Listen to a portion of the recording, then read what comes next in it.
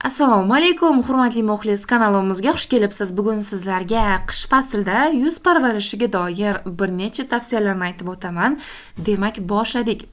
Qishda yuz parvarishi juda muhim hisoblanadi, chunki sovuq havo, shamol va issiq xonalar terini tez quritadi. Qishda teri bilan odatda nimalar sodir bo'ladi? Teringizda namlik tez yo'qoladi, teri tortishadi, qipqlanadi, sezgirlik va qizarish kuchayadi. Husnbuzar yoki miyla chiqish xavfi ortib ketadi. Qish uchun to'g'ri yuz parvarishi albatta birinchi qadam bu yuzni yuvish hisoblanadi. Albatta, kosmetik vositalar sotib olganingizda yumshoq, sovunsiz gel yoki ko'pikni tanlashingiz shart bo'ladi. Albatta, yuzingizni kuniga 2 marotaba iliq suv bilan yuving. Demak, 2 marotabadan oshib ketmasligi kerak.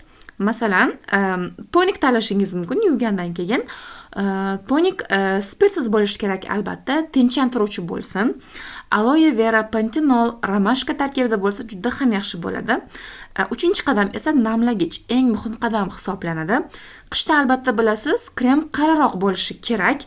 Albatta, kremingiz tarkibida ceramid, glitserin, shea butter, hyaluronic acid, pantenol bo'lishi kerak. Ertalab va kechqurun yuzingizga albatta namlantiruvchi krem surting.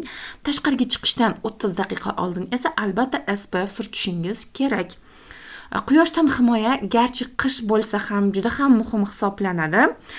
SPF 30 yetarli qishda. Ayniqsa qor bo'lsa nur qaytadi va ushbu davrda siz albatta SPF siz ko'chaga chiqmasligingiz kerak.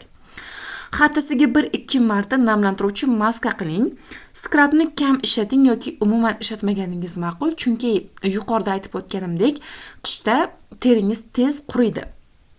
Lablar va ko'zlar atrofi ham alohida parvarish talab etadi. Lab uchun balzam, shea butter tarkibida bo'lsin albatta. Ko'z atrofiga alohida krem oling.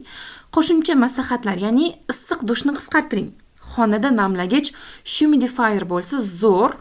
Ko'proq suv iching, ya'ni qish bo'lsa ham albatta terimizni namlantirish uchun albatta suv ichishimiz kerak, chunki hech qaysi krem, hech qaysi namlantiruvchi krem yoki toniklar albatta suvni o'rnini bosib bera olmaydi. O'ylaymanki, ushbu ma'lumotlarim sizlarga mansur bo'ldi. Agar videomiz yoqqan bo'lsa, kanalimizga obuna bo'lishni hamda like bosishni unutmang. E'tiboringiz uchun rahmat.